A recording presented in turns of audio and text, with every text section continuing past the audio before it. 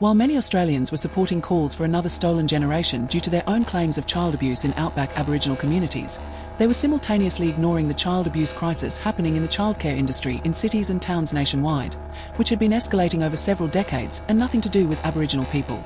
They also ignored the fact that stolen generation children were taken to facilities run by Australians, who sexually assaulted and physically abused them. This is less the reason of how many of these children came to be, due to white men forcing themselves on black women.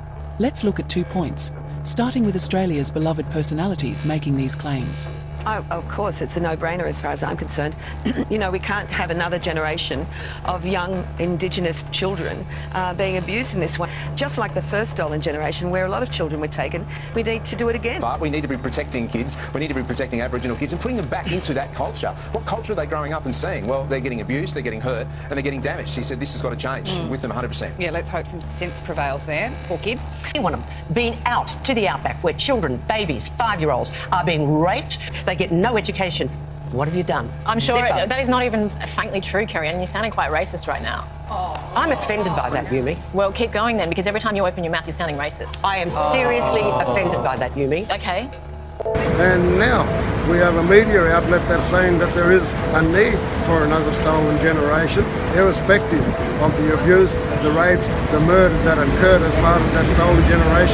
Many Australians were making accusations against Aboriginal culture, while Australia was ramping up their childcare abuse epidemic.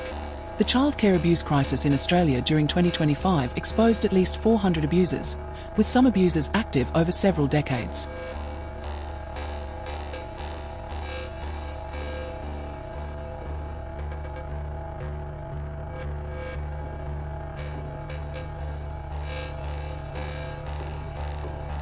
Of over 400, none of the abusers were identified as Aboriginal.